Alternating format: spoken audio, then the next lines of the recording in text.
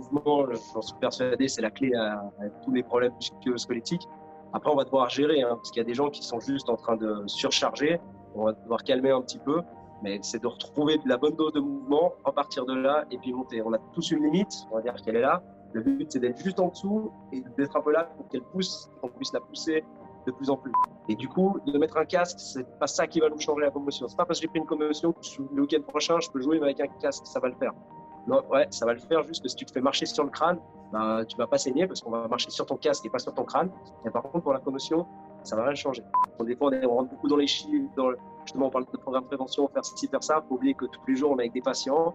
Eux, c'est peut-être la première fois qu'ils voient un physio.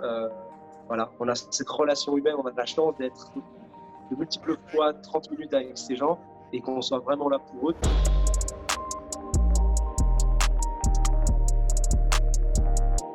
Ok Gaëtan, on est live, bienvenue sur podcast, comment tu vas? Salut Sean, merci, je vais très bien et toi? Bien, c'est un plaisir de te recevoir. Comme je t'avais dit juste avant de commencer l'enregistrement, un des objectifs du podcast, c'était essayer de tisser des liens dans la communauté locale ici en Suisse au niveau entraînement, au niveau physio, etc. Donc, c'est cool de pouvoir ajouter un professionnel comme toi au panel des invités. Donc, pour ceux qui ne te connaissent pas encore, est-ce que tu peux parler un petit peu de toi et de ce que tu fais, s'il te plaît? Alors, je m'appelle Gaëtan Hirsch, j'ai 26 ans, je joue au rugby depuis un peu plus depuis 11 ans maintenant.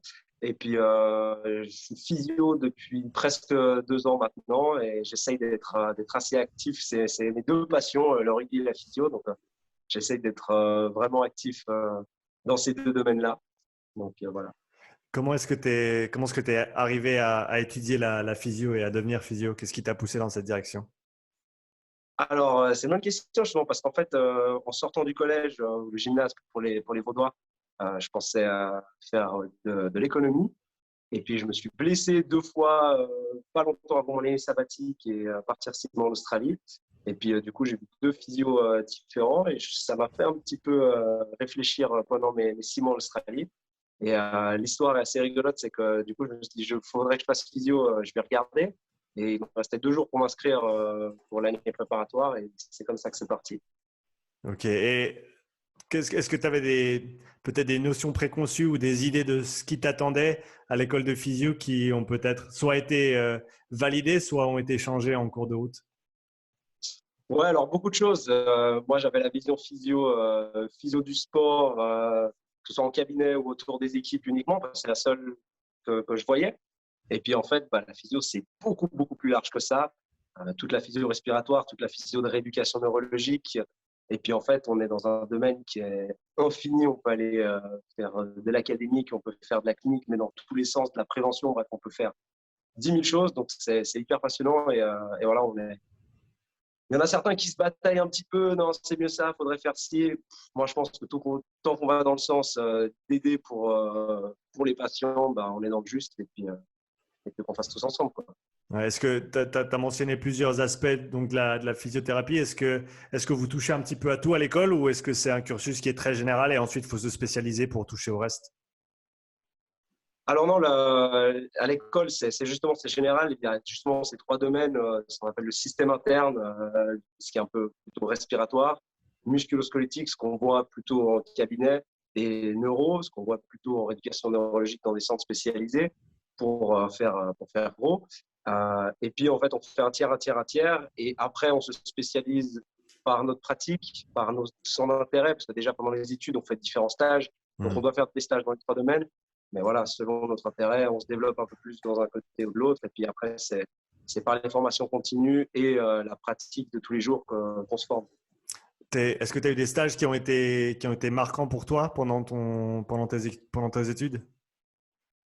Ouais, ils ont tous été marquants pour différentes raisons. Mon premier stage, c'était à l'hôpital de Bellerive à Genève, qui est un hôpital avec des soins palliatifs. Donc, c'était hyper humain, un peu moins dans la technique. Ça tombait bien, j'étais en première année, je ne connaissais pas grand-chose en technique. Donc, voilà. Ensuite, j'ai rencontré Adrien Dufournet, qui est un physio de l'épaule à la Colline en 2e année. Et depuis, j'ai pris la voie un peu de l'épaule. Justement, je me suis découvert un peu là-dedans Et aujourd'hui, 2 patients sur 3 que je vois, c'est des patients pour des épaules. Mhm. Et puis, en dernière année, j'ai fait un stage à l'école de physio. On a un cabinet pour les migrants, en fait, qui est gratuit pour des personnes qui sont en situation euh, pas tout à fait légale ou alors en situation légale, mais qui n'ont pas de quoi aller payer de la physiothérapie. Donc, ils viennent voir des étudiants. Et Mhm. du coup, ça, c'était bien enrichissant d'être confronté à gérer un cabinet et voir des patients pas toujours faciles alors qu'on était encore étudiant. Tu as dit que l'épaule, c'était un de tes domaines de prédilection. Qu'est-ce qui t'a attiré là-dedans? Ouais, c'est un peu le challenge, je crois, parce que c'est une région qui est compliquée, c'est plusieurs articulations qui en forment une seule. Euh, Pas tous les physios aiment bien ça. Il y en a plein qui disent que justement, ouais, ça fait un peu chier parce que c'est compliqué. Il y a plein de trucs. Moi, j'adore. On peut aller plus loin, que ce soit autant dans la Mhm. rééducation, des choses relativement simples, post-opératoires, ou alors, et même ce qui est mieux, c'est quand il y a quelqu'un qui vient, qui a mal à l'épaule, il ne sait pas pourquoi, qu'il fasse des imageries ou pas, voilà, ça explique pas toujours les douleurs, et qu'on ait trouvé la solution. Donc voilà, qu'on ait testé, retesté, refaire, et je trouve ça passionnant. Est-ce que tu peux peut-être développer un petit peu dans ce cadre-là, quand quelqu'un vient te voir et se plaint d'une épaule et n'a pas nécessairement de raison pourquoi? Quelle va être ton approche du début à la fin? Bon, comme n'importe quel problème en musculo-squelettique, ça part par une bonne anamnèse, donc un peu le questionnaire, la discussion qu'on a de base pour essayer de trouver justement quelles peuvent être les causes, que ça va déjà nous amener à exclure certaines choses ou à plutôt nous diriger vers certaines choses. Et puis après, c'est un bel examen clinique où on va bien voir comment l'épaule elle bouge activement, comment la personne elle bouge, et un peu déjà comment elle se tient, puis comment elle bouge dans tous les sens, vers l'avant, sur les côtés. Puis après, on va venir mettre aussi un peu nos mains dessus, voir comment ça bouge si la personne, donc en passif, si elle n'utilise pas ses muscles. Mhm. Et puis voilà, si on va reproduire des symptômes. Dans les épaules douloureuses, justement non traumatiques, il y a souvent une cause cervicale aussi. Donc, on va aller regarder comment ça se passe au niveau de la nuque, tous les antécédents, s'il y en a. Et puis, le but, c'est d'aller retrouver par n'importe quel système ce qui peut reproduire les douleurs, les mouvements limités, essayer d'équilibrer. Souvent, il y a une disbalance musculaire entre les rotateurs internes. On a 4 gros muscles forts qui font la rotation interne et 2 petits muscles qui font la rotation externe. Donc, souvent, c'est renforcer ces rotateurs externes et Mhm. puis voilà, trouver la solution. Mais comme très souvent, ça repasse par rebouger, donc regagner un peu en amplitude et renforcer. Donc, comme toute articulation, une articulation souple, mobile et stable, bah, ça fait la. Il faut toujours trouver la balance entre stabilité et mobilité. Donc, on arrive à remettre un peu de tout ça et puis en espérant que ça aille mieux. Comme tu as dit, l'importance du mouvement, est-ce que tu trouves que beaucoup de gens qui viennent avec peut-être des douleurs, une des raisons pour lesquelles ces douleurs persistent pendant très longtemps, c'est que il y a peut-être une peur qui s'est créée autour du mouvement de cette partie du corps et du coup, il ne la bouge plus. Et donc, le manque de mouvement fait que ça traîne plus longtemps que ça ne le devrait. Ouais, alors ce que tu décris là, ça s'appelle la kinésiophobie, c'est la peur du mouvement. Donc ça, c'est quelque chose qui est bien décrit. C'est normal après un trauma, par exemple d'une entorse de cheville. Mhm. Il y a une réaction, hein, notre cerveau, il va accentuer toute la sensibilité qu'il y a sur cette zone afin de la protéger. Donc ça, c'est normal. Mais ensuite, on ne veut pas que ça reste. On veut que on veut pouvoir utiliser à nouveau toute la mobilité. Et puis, bah, cette kinésiophobie, ça dépend. C'est pas tout le monde qui l'a. Il y a des gens qui n'ont pas du tout peur de bouger, mais qui à chaque fois qu'ils bougent, qui ressentent quand même une limitation avec une sensation douloureuse. Et effectivement, il y a des compensations, des choses. Les gens, en fait, ils sont pas bêtes. Hein. Ils utilisent des stratégies pour réussir à utiliser, à vivre malgré un manque de mobilité, malgré une douleur. Donc, je ne pense pas que ce soit forcément tout le monde qui est. Il y a de loin, c'est pas tout le monde qui est kinésiophobe. Mais par contre, bah voilà, c'est vrai que ce qui arrive, et c'est un peu c'est un peu le cercle vicieux, c'est qu'on a mal quelque part, donc on utilise un peu moins, donc on est un peu moins entraîné, donc la zone va un peu moins bien, donc on peut encore moins l'utiliser, et ainsi de suite. Et Mhm. ça, c'est ce qu'on faudrait éviter. Là où nous, on arrive à avoir un discours rassurant et à dire qu'on va remettre un peu de mouvement, retrouver des choses justement qui vont bien, ou une partie du mouvement, parce que souvent les gens, ah, ça fait mal, oh, alors je ne fais plus. Mais en fait, si on va jusque-là, ça va, et puis retourner jusque-là pour que dans quelques jours un peu plus haut, ça aille, et ainsi de suite. Ouais, donc essayer de bouger tout en restant en dehors de la zone de douleur, on va dire, et progressivement essayer de. Ouais, Alors, ouais. c'est justement, en fait, ça va dépendre un peu des différentes choses, si on est sur une zone très inflammatoire ou pas. Quand c'est très inflammatoire, on va vraiment essayer d'éviter cette sensation douloureuse. Mais dans plein de situations, on va pouvoir aller chercher justement là où ça titille un petit peu. Il y a l'échelle de la douleur qui est très connue entre 0 et 10. On va aller chercher sur le 2, 3 max, mais pour pouvoir pousser un petit peu pour qu'il y ait quand même une réaction et que le corps il se rende compte qu'il faille aller plus loin un petit peu. Mais souvent, c'est même pas forcément juste lutter contre dans le mouvement qui va pas bien. Des fois, c'est aussi justement évaluer pourquoi il va pas bien. Et la plupart du temps, c'est ça. Et remettre du mouvement. Si on a une thoracique ou des cervicales qui bougent très peu, mais dans le mouvement thoracique notamment, quand on lève le bras, on voit les gens qui font ça. Et après, ils font avec le dos. Mais toi et moi, juste quand on lève le bras, on est obligé de lever. Et après, au bout d'un moment, on est obligé de se redresser pour aller plus haut. Et en fait, si ça ne bouge pas au niveau thoracique, ça va compenser ailleurs. Et c'est peut-être ça qui va mettre une surcharge dans une certaine zone. Et il va falloir pas traiter l'épaule, mais traiter au niveau du rachis thoracique. Et ça, c'est tout notre job de trouver chez chacun où est la solution. Est-ce qu'il y a des… Encore une fois, ça va être très individuel selon les cas, mais est-ce qu'il y a en général des choses que tu vas recommander à tes patients qui vont, dans la grande majorité des cas, être bénéfiques en termes de rétablir un petit peu de mouvement et ensuite, encore une fois, pouvoir progresser dans ce cadre-là? Ouais, alors de toute façon, ça va être de bouger. Le mouvement, j'en suis persuadé, c'est la clé à tous les problèmes musculo-squelettiques. Après, on va devoir gérer, parce qu'il y a des gens qui sont juste en train de surcharger.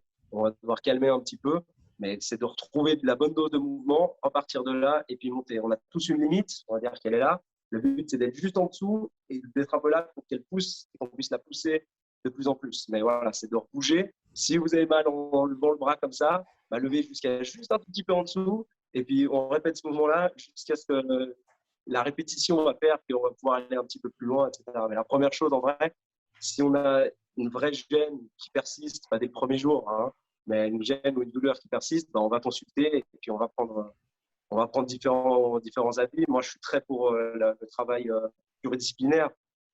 Voilà, il y a beaucoup de gens qui disent ah ouais, les physios, les ostéos. J'ai écouté ton podcast avec Antoine Cazeneuve tout à l'heure. Dire ah ouais, mais faut que j'ai marqué un physio, ostéo. Les deux, ça fera des avis différents, ça fera des traitements différents et c'est complémentaire. Donc ça peut que aller mieux en faisant les deux.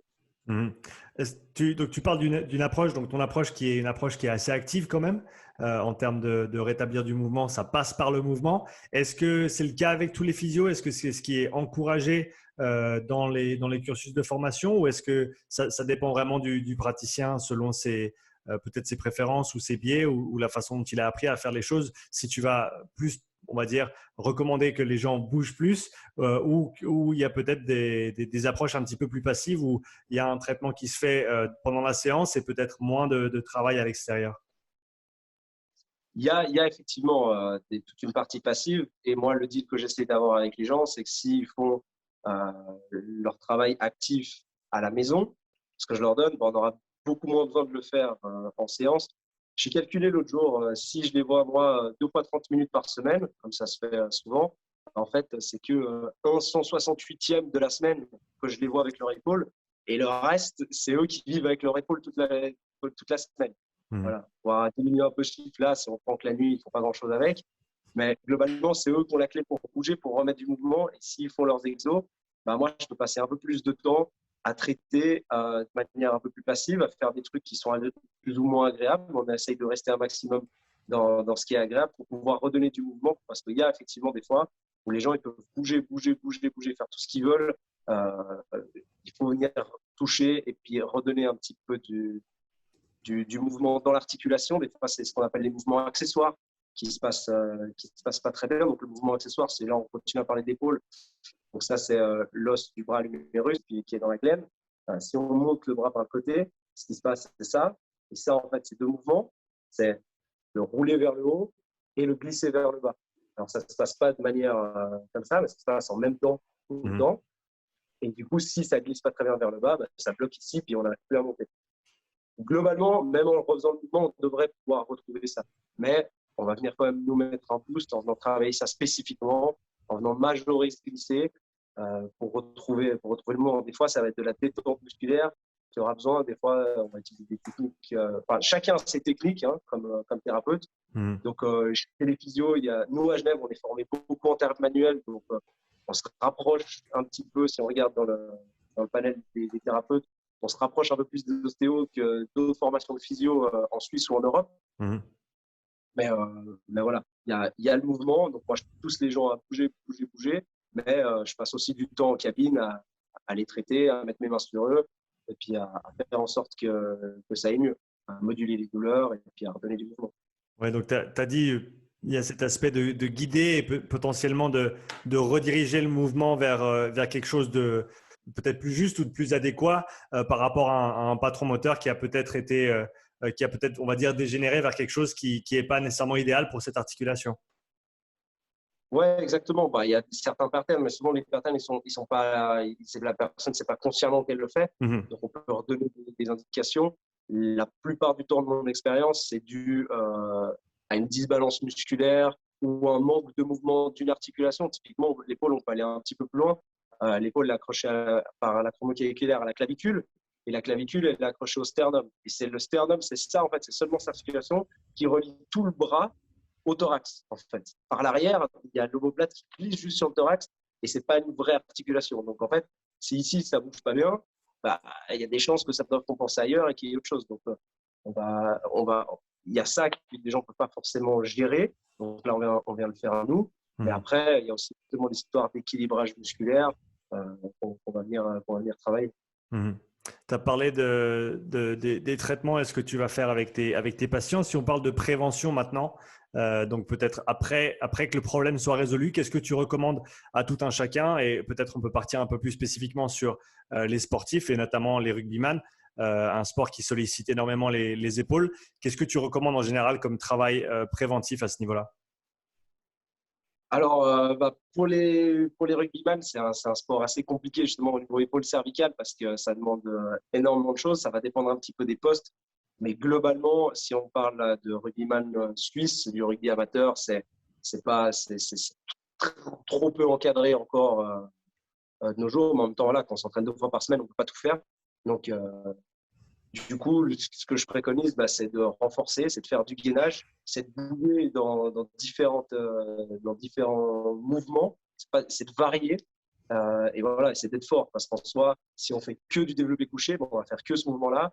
Si on vient faire du gainage de face sur les côtés, moi je prends complètement le gainage dynamique parce qu'on est dans un sport où on fait du dynamique, on est obligé de bouger. Donc voilà, de gainer ses épaules, d'avoir un bon contrôle de ses épaules, contrôle de nos mouvements. Et après, pour éviter les blessures, il y a quand même une grosse part des blessures au rugby qui est due à une mauvaise technique ou un mauvais choix, plutôt même un mauvais choix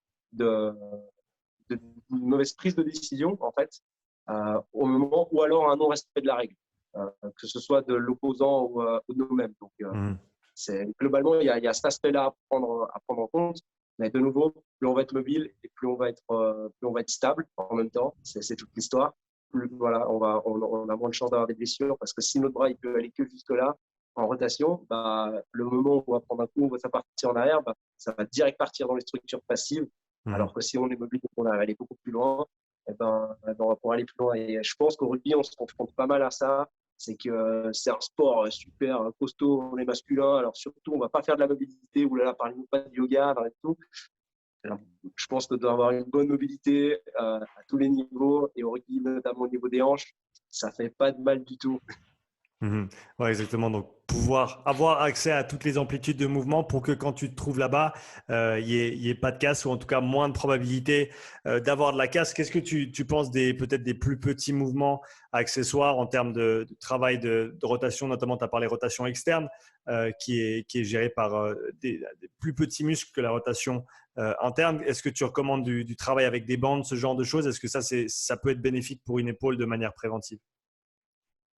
Bien sûr, bien sûr. C'est très important de les renforcer. Alors justement, avec des bandes élastiques, c'est tout bête, c'est coude au corps, venir à l'extérieur. Mais c'est pas que ça, parce qu'on n'utilise pas que notre bras ici. Au rugby, on est beaucoup à venir plaquer comme ça. Donc, c'est aussi là, à venir faire de la rotation externe. Ça peut être avec bande élastique, ça peut être avec du poids. Il y a différents avantages, inconvénients d'utiliser ces différentes résistances. Mais l'important, c'est de les bosser. Si déjà les mecs, ils les bossent, c'est déjà top, quoi. Ouais. Et quelles sont peut-être les erreurs communes que toi tu vois en termes de prévention de blessures à l'épaule ou de travail de mobilité sur l'épaule? Qu'est-ce que si tu pouvais avec une baguette magique changer les 2 ou 3 choses que tu vois les gens faire et que tu ne recommanderais pas de manière générale, qu'est-ce que tu choisirais? Bah, c'est d'arrêter de porter lourd avant d'être stable, en fait. C'est Mhm. que typiquement, alors c'est le meilleur exemple que j'ai, c'est le squat. Je vois beaucoup de collègues faire du squat lourd et en fait, ils sont pas du tout stables. Ils ont aucun, enfin pas aucun, ils ont un manque de contrôle de ce mouvement-là. On leur demande de faire un squat sur une jambe, ils sont cata, ils n'arrivent pas à s'asseoir sur une chaise sur une jambe. Mais par contre, ils arrivent à pousser 120 kilos en squat. Et je me dis que peut-être, au lieu de monter là, quand ils sont déjà bien à pousser lourd, ce serait peut-être plus intéressant pour eux. Enfin, c'est sûr que ce serait plus intéressant pour eux d'un point de vue de prévention de blessure, mais même d'un point de vue de performance. Parce que si on est en train de pousser sur un truc qui bouge comme ça, on n'est pas très performant plutôt que si on arrive à le stabiliser et à pousser tout droit. Donc, Mhm. moi, ce serait ça. Mais le coup de baguette magique, là où je le mettrais, c'est qu'il y a un vrai programme de prévention, pas que d'épaule, parce que c'est pas les seules blessures au rugby. Et voilà, ce serait que quelqu'un s'occupe de faire un screening des blessures qu'il y a dans le rugby amateur suisse. Donc, ce serait tout simple, c'est de récupérer tous les datas, enfin de faire récupérer tous les datas des blessures sur plusieurs saisons et dire ah ok bon bah il y a beaucoup de blessures au genou là, à la cheville là ou à l'épaule, au cervical, que sais-je. Et puis ensuite pouvoir dire ok bon bah maintenant on sait que sur telle et telle blessure dans la littérature scientifique, on sait qu'il y a tel et tel facteur de risque, bah, qu'on va pouvoir du coup implémenter ça dans les programmes et faire en fait un programme de prévention de blessures parce qu'aujourd'hui ça n'existe pas en Suisse, en tout cas de manière large. Peut-être qu'il y a des clubs qui font ça de manière individualisée, mais pas de manière aussi structurée à ma connaissance, pour pouvoir en fait éviter un maximum de blessures et faire préparer les athlètes à ce sport qui est très demandeur. Oui, comme tu as dit, donc pour rester un petit peu sur le sujet du rugby suisse, le rugby, c'est un sport qui demande beaucoup au niveau physique.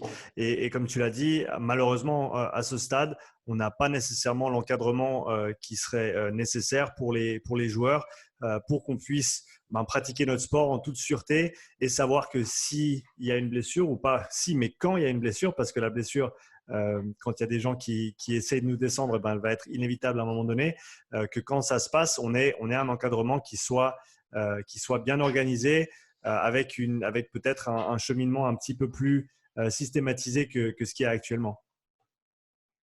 Ouais, alors ça, c'est un gros problème dans le réseau de soins du sport.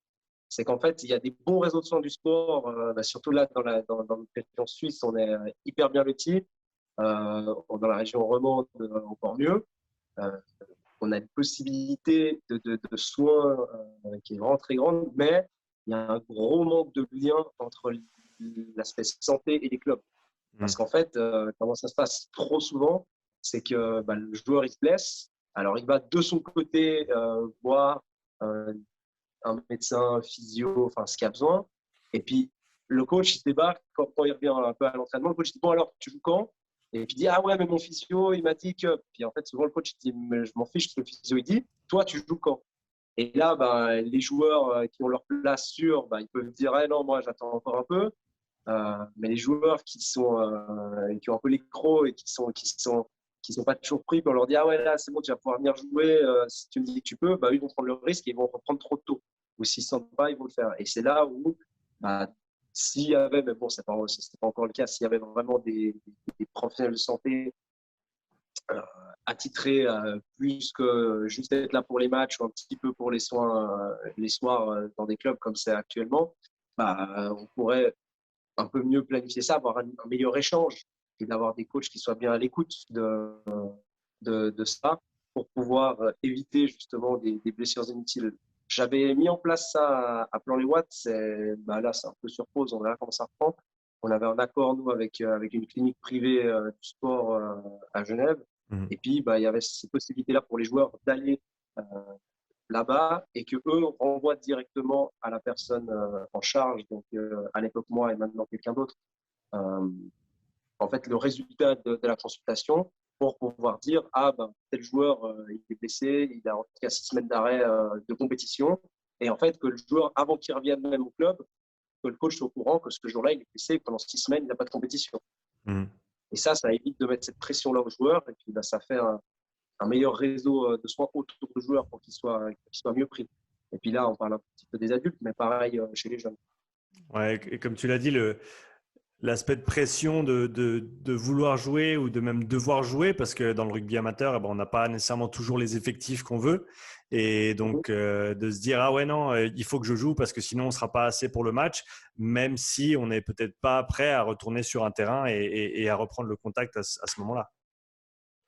Ouais, effectivement, ouais. C'est un problème. On a encore ce problème-là, mais moi, je suis optimiste et je pense qu'on va dans le bon sens. Déjà, à l'époque, il y a quelques années, dans beaucoup de clubs, il n'y avait pas de préparateur physique. Maintenant, vous êtes là. Il y a un petit peu avant déjà, il n'y avait pas du tout de physio dans les clubs. Maintenant, dans presque tous les clubs, il y a une physio qui est là, même si c'est dans un club que pour le match.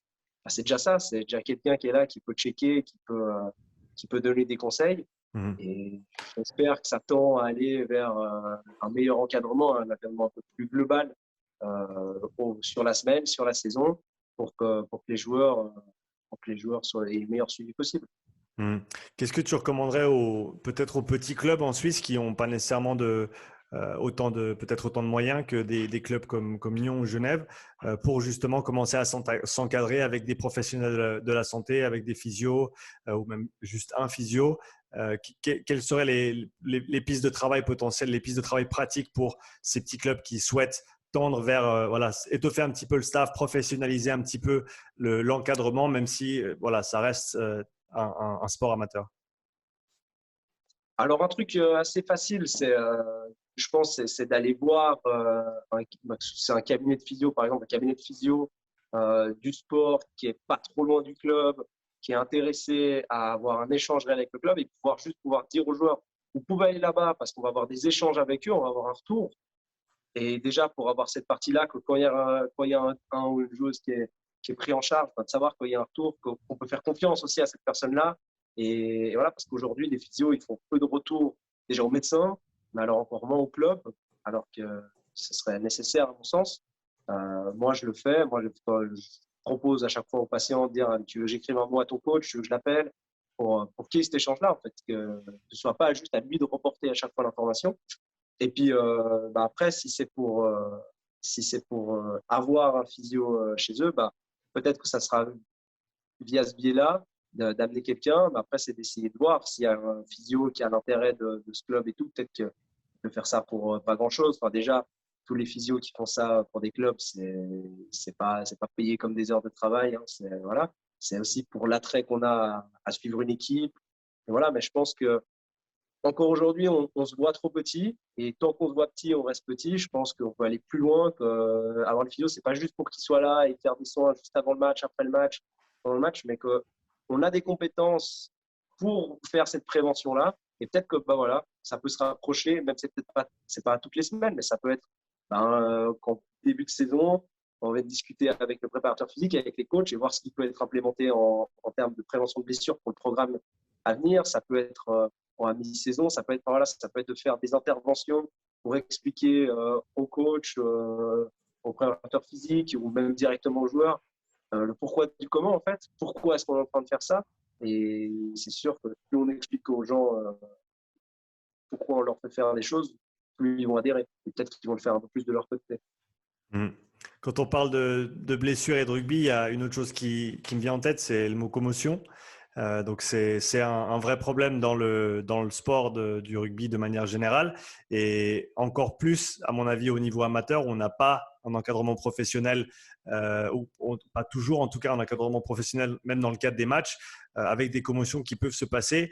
Est-ce que tu peux nous parler un petit peu de cet aspect-là du jeu et de l'importance en fait de se focaliser sur les commotions pour soit la prévention, mais surtout quand elles se passent, qu'est-ce qu'on doit faire? Bah, justement, je pense que premièrement, ce qu'on doit faire, c'est la prévention, c'est expliquer aux joueurs, aux parents, aux arbitres, aux coachs, à tous les acteurs autour du rugby, mais c'est aussi un problème dans beaucoup d'autres sports, hein, ce que c'est une commotion. Donc, de savoir que c'est le cerveau qui vient taper dans la boîte crânienne, qui fait un mouvement comme ça d'aller-retour. Et du coup, de mettre un casque, c'est pas ça qui va nous changer la commotion. C'est pas parce que j'ai pris une commotion que le week-end prochain, je peux jouer avec un casque, ça va le faire. Non, ouais, ça va le faire juste que si tu te fais marcher sur le crâne, ben, tu vas pas saigner parce qu'on va marcher sur ton casque et pas sur ton crâne. Et par contre, pour la commotion, ça va rien changer.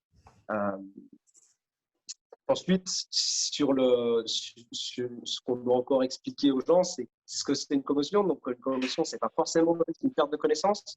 Ça, c'est un stade avancé de la commotion, c'est un des signes. Il y a énormément de signaux de la commotion, que ce soit des troubles de la vision, des changements d'humeur, des nausées, des pertes d'équilibre. Il y a la perte de connaissance, enfin, une sensation un peu d'engourdissement, des douleurs cervicales.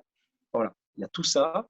Et ça, ces commotions, ça peut arriver sur un impact avec un joueur, peut-être ton de tête, peut-être ton de coude, ça peut arriver contact avec le sol, ça peut arriver contact avec des poteaux ou des barrières en bord de stade, ou ça peut arriver juste sur un mouvement fort de flexion-extension, justement. Donc même sans contact, des fois, il y a des impacts très forts sur, voilà, que ce soit sur un plaquage ou sur une percu. Ça arrive souvent en fait sur une percu, le mec qui tape et puis qu'en fait la tête elle part en avant en arrière et là-dessus il peut se faire une commotion. Donc la première chose c'est la voir, c'est essayer de la détecter. Donc si les joueurs eux-mêmes ils sont au courant et connaissent un petit peu les tenants et aboutissants de ces commotions, peut-être qu'ils seront plus à même de sortir. Ou alors, si c'est leur collègue à côté qui les voit, qui leur dit non, non, mais là, tu as une commotion, tu sors. Parce que c'est la première chose, dès qu'il y a suspicion de commotion, c'est on sort du terrain et on ne rejoue plus.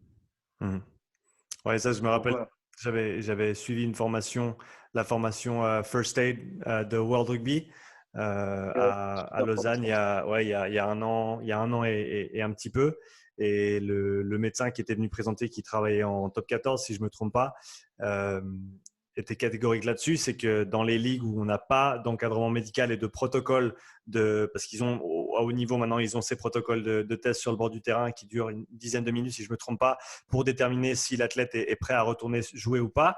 Dans une ligue où on n'a pas cet encadrement-là, il n'y a même pas de question à se poser. Si on a le moindre doute, on doit sortir le joueur. Et ça, il était vraiment catégorique. Et personnellement, c'est quelque chose que j'ai pu voir avant cette formation. J'ai été témoin d'une ou deux situations où après un gros plaquage, le joueur reste au sol 2-3 secondes et après se relève et continue à jouer. Et on sent un petit peu le malaise sur le banc de touche. On se dit, est-ce qu'on doit dire quelque chose? Est-ce qu'on ne doit pas dire quelque chose? C'est un match important. Est-ce qu'on a assez de joueurs? Est-ce qu'on le sort? Est-ce qu'on ne le sort pas? C'est des conversations qui ne sont pas toujours faciles dans les situations comme ça. Mais encore une fois, c'est très, très important que les gens comprennent que s'il y a une suspicion quelconque, c'est très, très important que la personne sorte parce que les conséquences qui peuvent venir de rester sur un terrain après avoir subi une première commotion peuvent être très, très, très graves. Ouais, effectivement, ce qui nous fait vraiment peur, heureusement, c'est assez rare, c'est le syndrome du second impact. C'est une commotion sur une commotion. Et ça va jusqu'à la mort. Donc, je pense que c'est quand même assez grave pour qu'on puisse s'en soucier. Mais même, de toute façon, le fait de continuer une activité physique ou cognitive, et puis bah, le rugby, c'est les deux, sauf pour certains postes où il réfléchit un petit peu moins. Non, je rigole. Bah, c'est de continuer une activité physique. Bah déjà, ça va pas permettre au corps de se remettre. Là, après une commotion, le corps, il a vraiment besoin de repos. D'abord, il y a des protocoles, hein, au protocole World Rugby, justement, tu parlais de cette formation, donc je pense que tu l'as vu, mais on va le rappeler, le protocole, déjà, on sort du terrain, point, même si c'est la finale, même si c'est le super joueur, etc., on sort, point, parce que c'est pour sa santé d'aujourd'hui, mais surtout de demain, eh ben, on le sort, et puis après, c'est le protocole, donc c'est 48 heures par étape. Donc d'abord repos strict, ensuite reprise d'activité cognitive. Donc les écrans, c'est l'activité cognitive déjà. Donc on stoppe les écrans et on reprend petit à petit activité cognitive, activité physique.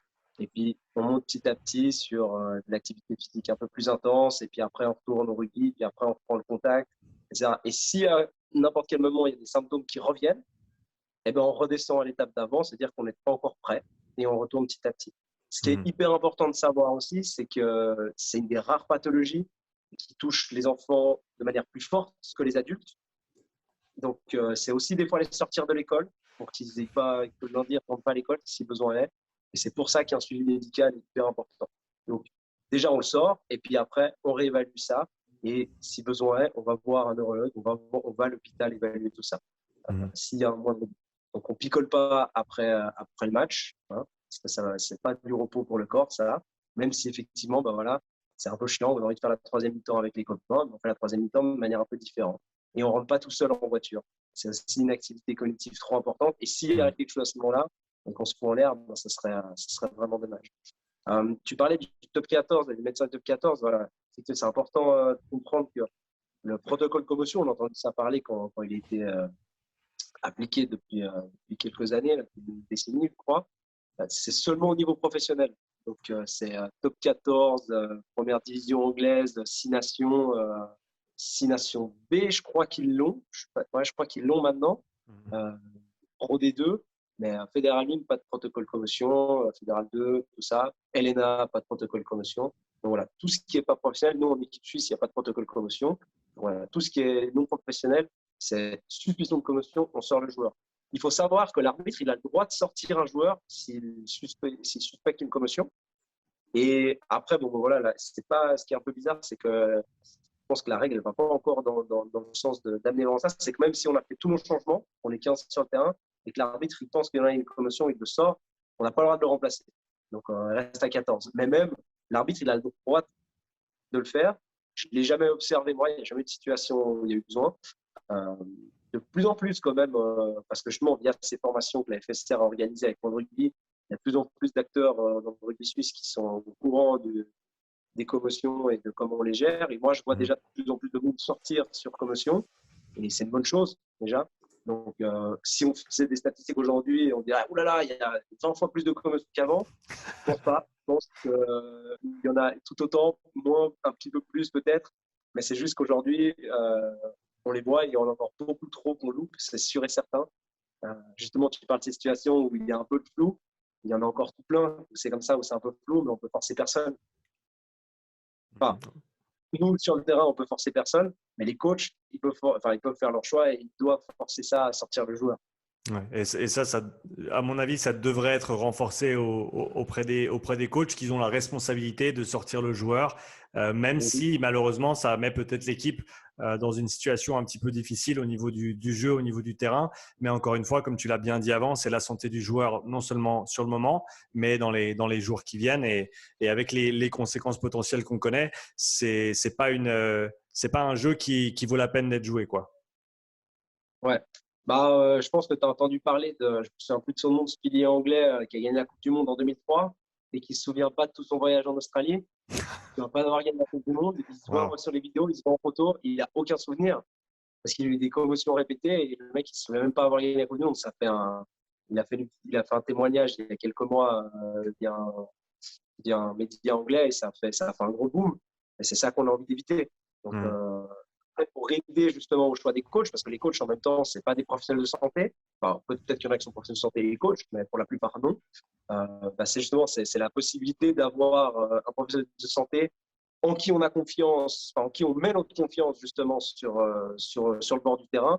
Et c'est ça aussi qu'il faut que ça joue, c'est qu'il faut que, et c'est une grosse responsabilité, hein, mais voilà, c'est de dire, bon, ok, bon, ben voilà, si c'est un physio, si c'est un médecin, la responsabilité santé des joueurs, c'est toi qui la prends. Nous, on prend les choix tactiques pour les coachs, pour les joueurs. Et puis, eux, ils prennent les choix sur le terrain. Donc, chacun a sa part de responsabilité.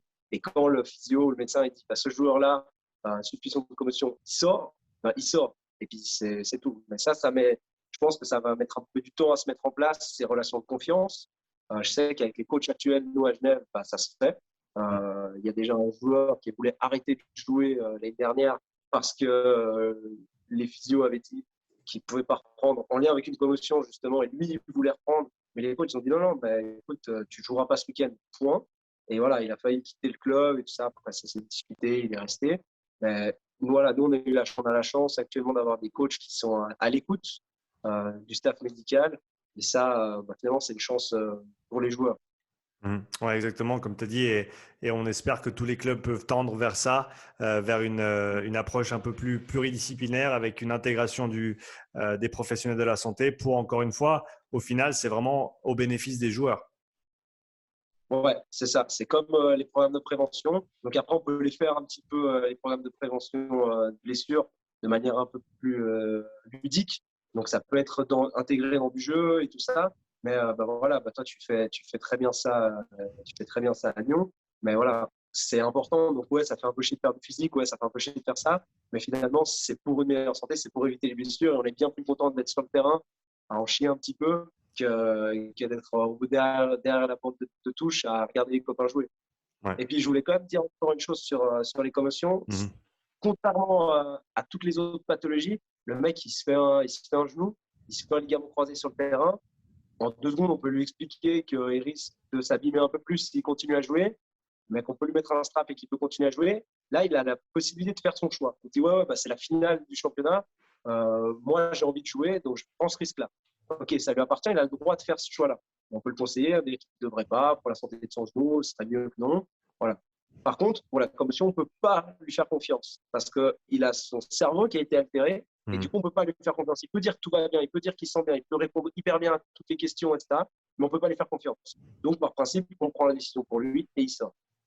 Ouais, je pense que c'est important d'apporter cette précision-là et donc aussi pour voilà, ceux qui coachent, les encourager à aller suivre ces formations qui sont vraiment très, très bénéfiques et pleines de bonnes informations pour, encore une fois, mieux encadrer nos équipes et faire en sorte que tout un chacun s'y retrouve parce qu'au final, on est là, comme tu l'as dit, pour le plaisir, pour profiter du jeu et on n'est pas là pour se blesser et surtout pas avoir des conséquences sur le long terme. Gaëtan, je voulais terminer par parler un petit peu plus de toi. Donc, au-delà de ton cursus éducationnel ou éducatif pour devenir physio, quelles ont été tes influences externes, peut-être des formations continues que tu as faites ou que tu es allé chercher de par tes centres d'intérêt qui t'ont influencé dans la façon dont tu travailles?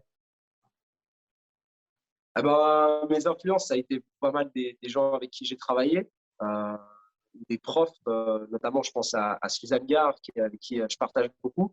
Actuellement, là, depuis septembre, je suis aussi assistant d'enseignement à l'école de physio, donc j'ai cette chance de pouvoir beaucoup échanger avec les étudiants et avec d'autres professionnels d'un point de vue un peu plus pédagogique. Mhm. Et ouais, bah, Suzanne, elle m'a montré un bel aspect de la physio, l'aspect aussi associatif, d'aller chercher un peu plus loin.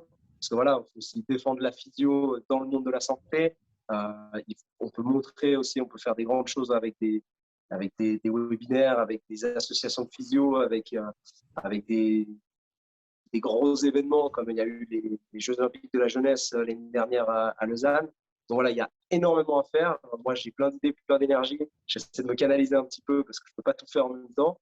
Mais voilà, il y a des personnes comme ça qui m'ont appris. Bah, je parle d'Adrien Dufournet à la colline à l'époque qui m'a donné bien cette fibre de l'épaule. Il y a un collègue, Seigneur Mundler, qui est un des physios, et l'autre, Alyosha Delaunay, les deux physios qui m'ont donné envie de faire physio en fait, à l'époque où je m'étais blessé au rugby. Euh, donc voilà, c'est vrai que ça m'a pas mal poussé. Ensuite, moi, je suis très vite parti en fait dans les formations en ligne parce que au début, c'était d'un point de vue pécunier uniquement. C'est qu'en fait, les formations, elles coûtent quand même relativement cher.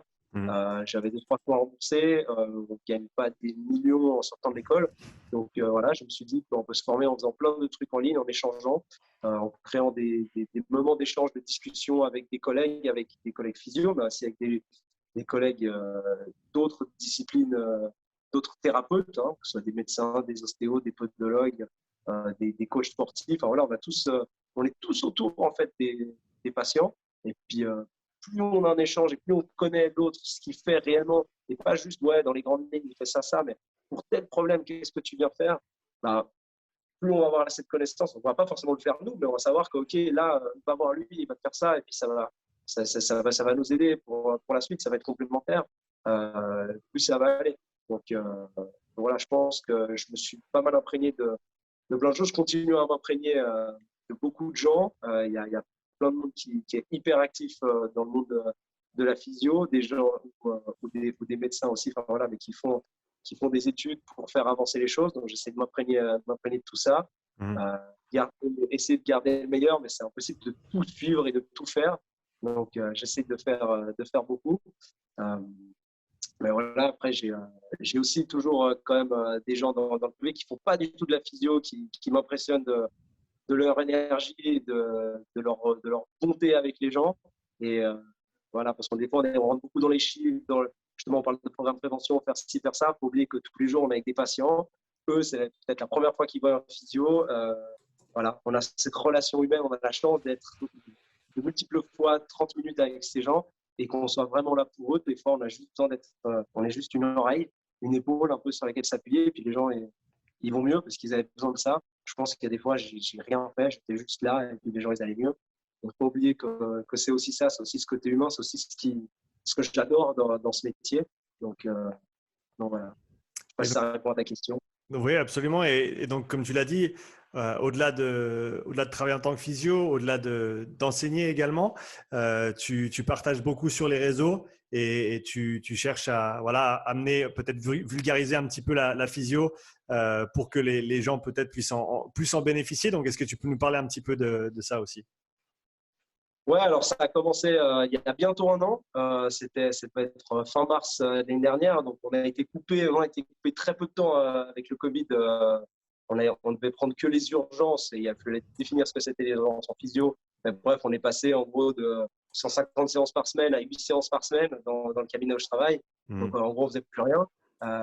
Donc je me suis dit, bah, je vais m'occuper un petit peu. Et c'était l'idée qui me traînait depuis un moment en tête. C'était, je me dis, je suis en train de répéter tous les jours les mêmes choses au cabinet. Et si, en fait, il y a quelqu'un qui peut arriver au cabinet en ayant déjà cette info, ben, on a déjà avancé de ça.